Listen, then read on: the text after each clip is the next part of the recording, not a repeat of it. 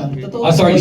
My Tavares. apologies. Please state your name and from what publication. My apologies. Thank I'm you. Nals Tavares from Pelikula Mina. Curious, yung loyalty testers, totoo po ba yun? Yes, totoo yun. This is based on, totoo siya na phenomenon dito sa Pilipinas.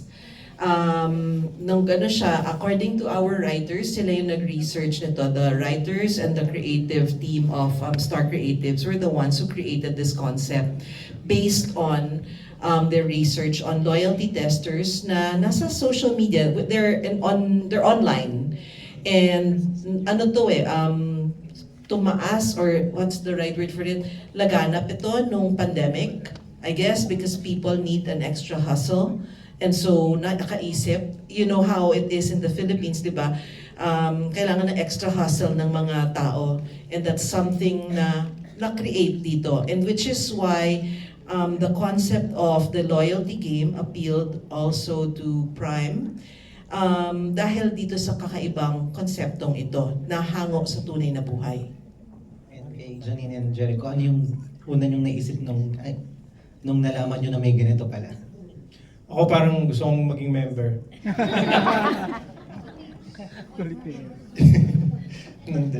You wanna go first?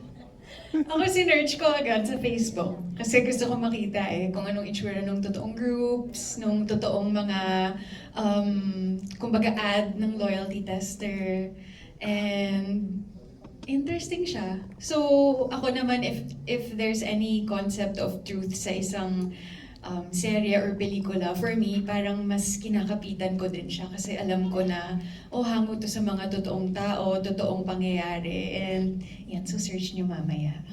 Kasi interesting talaga siya na concept, and of course, meron kaming mga dinagdag na, from the creatives na, pero the fact na meron talagang mga loyalty tester, yun agad yung sinerch ko, yung mga totoong loyalty tester.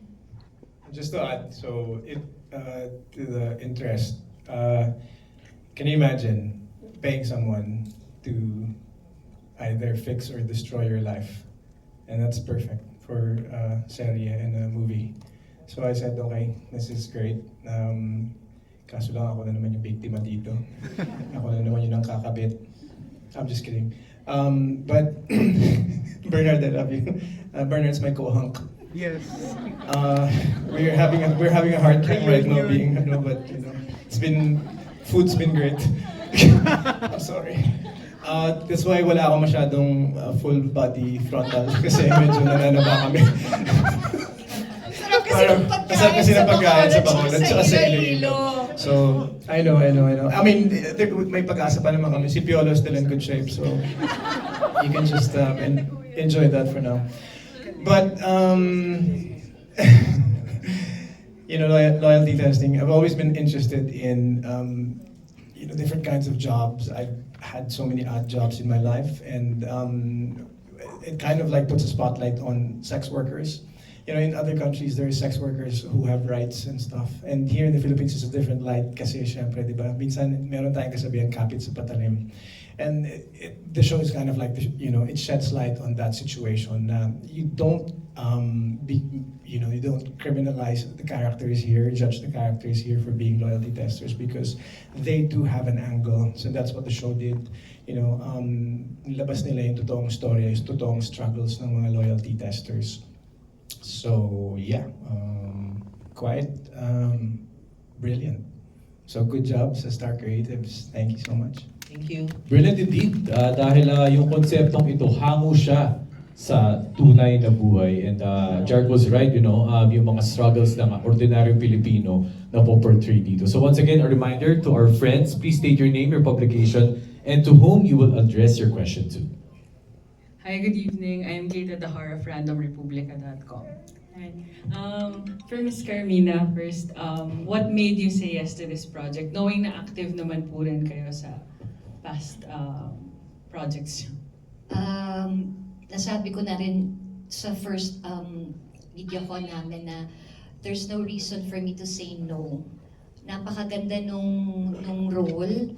Tapos, first time ko makakatrabaho si Janine. Tapos, tagal ko nang hindi nakatrabaho si Echo. Kailan lang, okat-okat pa yun. Okat-okat pa yung project namin. Sabi ko parang June na. Oh my gosh, syempre hindi sila makareact kasi hindi nila alam kung ano yun. Tapos, Yun po ang Filipino Scooby-Doo. Anong year yun? 90? 99... Yeah. Oo, parang... 99? 1999, I think. Yeah, it's actually our favorite year. You know, it's the same year that Fight Club, Matrix, and Okat-Okat came out. Well, Wow! just Same like level, yesterday. Ay, Same iba. level. Wala nang bago. Iba. Go ahead, Miss So, Carmina. yun. So, aside from my character, yung cast, of course, si Direk, ang sarap din bumalik sa Star Creative sa ABS. So, maganda yung project, maganda naman yung pagpaalam ko din sa kabila. So, wala naman naging problema. Galing ka ba sa ibang ano? Sa ibang bansa. Sa ibang world. Galing ako sa ibang world. Kaya nga nabaliw na siya. So, yun po. Thank you. And for Janine and Jericho, So ko lang i-add yung kay Carmina, hindi niya kasi inaamin talaga that she really loves wigs. That's why hindi siya nakahindi dito sa show na to. She's like, oh my God, all the wigs I can wear.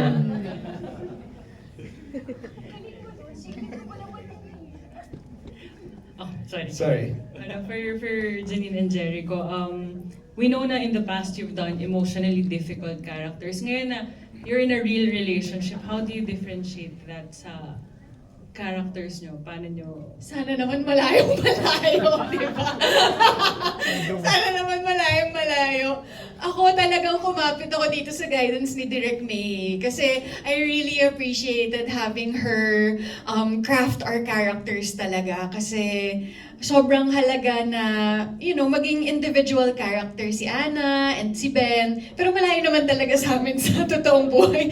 Which I guess was one of the challenges din na paano ba mabubuo tong si Ana. Eh, hindi ko siya masyadong kilala. Parang sabi ko nga kay Direk May, parang talagang pilit ko siyang hinahanap. And throughout the scripts din, nare-reveal sa akin yung mga ibang mga important things about her. So as we go along, nagdadagdag kami ng mga nuances, mga prosthetics, mga notes kung ano ba talagang klaseng tao sila at anong relationship ang meron sila. So ako, grateful talaga ako kay Direk May because she really helped me find Ana and yung relationship nilang mag-asawa. Thank you, Direk.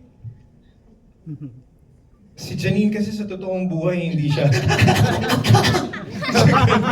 di ba? Parang hindi siya frantic katulad ng mag-ina, di ba? Hindi sila yung gano'n.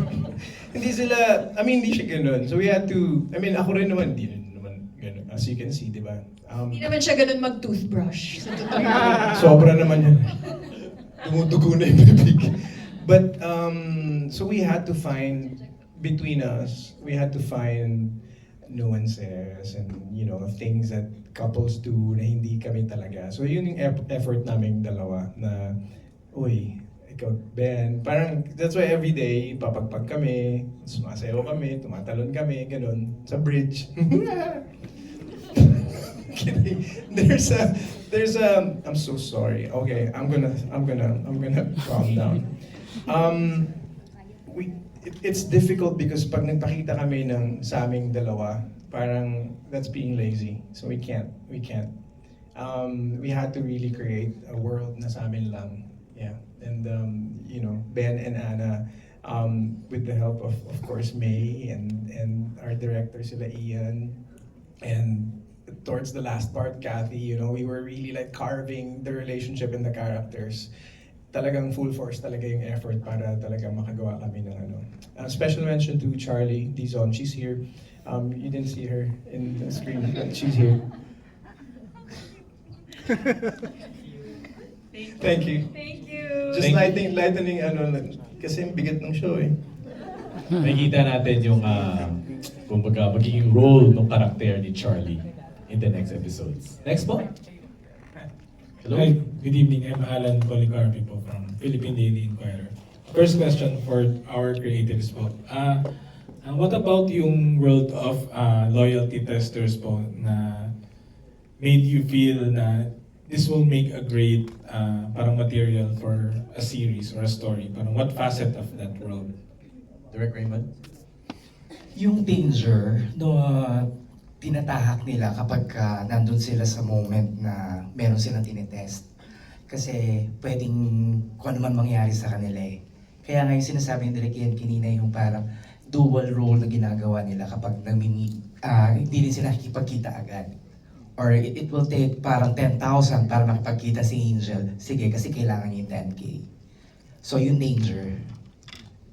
Oo nga, may 50,000 pa yung character ni Yen. Lumipad pa sa Valiente na walang kasiguraduhan. Direct May? Siguro yung facet about it also is that they are humans. Kumbaga may kwento bawat person. What you see on the surface is a person who's hustling. Pero beyond that person is someone who's struggling. And then meron silang kanya-kanyang personal stories. And these personal stories are very relatable. And it's so true. Sinasalamin niya ang tunay na buhay. And it's very relatable to every Filipino. Kumbaga parang kanya-kanya tayong, like, the one is a single mom. Meron siyang kwento sa, merong family story sila lahat. Kanya-kanya yan na kwento. And like what Direk Raymond said, may danger sa ginagawa nila, but they will risk it. So, yung pinagdadaanan nilang struggle also, that facet of parang will do everything just to earn an extra buck, yun ay isang magandang facet. And of course, yung mundo ng loyalty testing, because this is new. I feel that this is not about yung parang it's not about being a mistress, it's about testing someone's loyalty. So, andun lang dapat yun. There's supposed to be a boundary. But then, of course, because of what they're doing, rinirisk nila yung sarili nila as we've seen in the first episode. So, maraming kwentong ganon, maraming rich stories of each loyalty tester and loyalty testing. And to add up, yung hindi sila yung mga pabayad na pokpok. Hindi sila ganon. So, hindi sila aabot doon sa makikipagrelasyon. Kumbaga, pag medyo, warning na, sinisend na kagad nila and ini-stop na nila and binablock na nila. So, portrayal lang talaga. Direct Ian?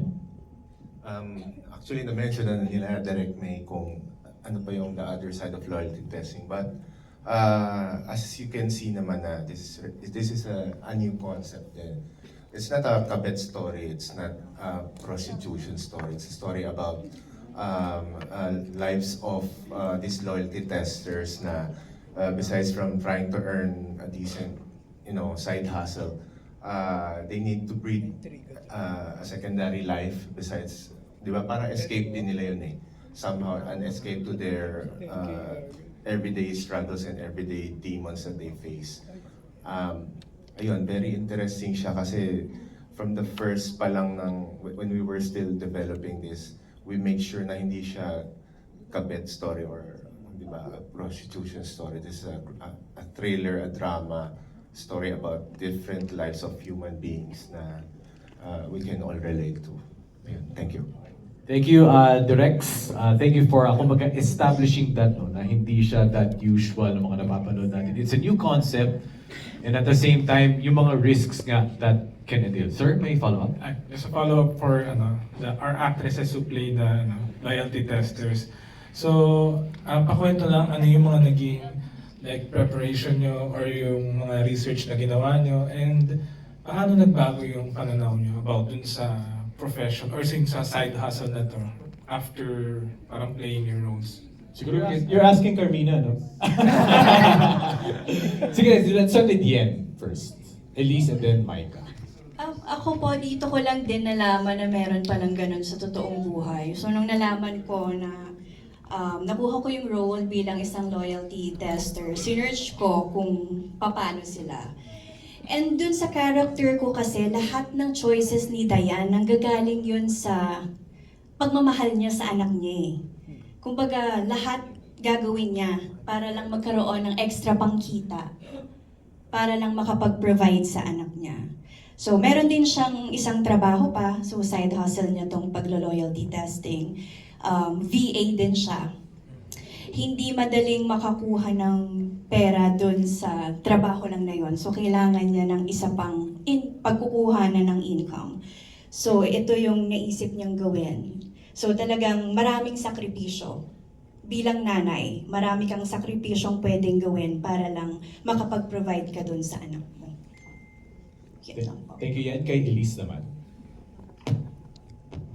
I guess bukod sa pag-research kung ano talaga, kung paano yung kalakaran bilang loyalty tester, kung ano yung nangyayari, kung anong hustle ang nangyayari for loyalty testing. There's so much we can learn from just researching from what we see online. So we would see paano sila nagpo-post about it, paano sila naghahanap ng clients. But that's as far as we could really see it, and we could, I guess, learn from what we see online. I guess kasi yung loyalty tester, they're also just human beings. So we really had to just learn more about ourselves, our characters. And bukod dun sa own character, I guess what helped me was I also tried to understand my sisters or my co-loyalty testers characters, kasi kailangan iba-iba kami ng pinanghuhugutan, kailangan iba kami ng pinanggagalingan. So understanding their lives as well helped me I guess build Bridget. So yun, yeah, I wish we could have gone closer to kung may makilala kami talagang loyalty tester, but unfortunately we didn't get a chance to. But yeah, marami din naman kami natutunan because of our creatives, our directors, and what we researched online. Malay mo kapag ma-release ito on July 3, baka may Bigla mga sila. mag-message. Yes. Tsaka very relevant yung characters kay Yen, VA. From visually, no, yung group call, parang Elise, your character was like yung raketera. Yes, Diba? live seller. Live seller, diba? And then kay Micah naman, she was, please pass the mic to Micah, receptionist, and yung kay Sophia was a rehab PT. So iba't-ibang klase ng mga industriya. Sige Micah, I can answer the question. Yeah, actually, hindi naman halata siguro pa, pero matagal na rin ako nag-acting. Tapos parang ang dami ko na... sorry. Madami akong mga nagampan ng mga characters. Pero isa sa mga nahirapan akong character kasi unang-una, I really didn't know that loyalty testers do exist. And then at the same time, like Elise and Atian was saying, that we have to be all different kasi. And at the same time, we have to be cohesive. So it really helped a lot that yung mga directors namin was guiding us on how to react on certain things. And ang dadaldal kasi namin eh. So parang paano ba namin to throw yung lines without acting and being actually in the moment. So isa talaga siya sa pinakamahirap na nagampanan ko. Pero at the same time, it was so fun. Kasi it's something new. And everything na may bago, parang nakaka-excite. It gave me purpose. Alright, thank you for that question. We have time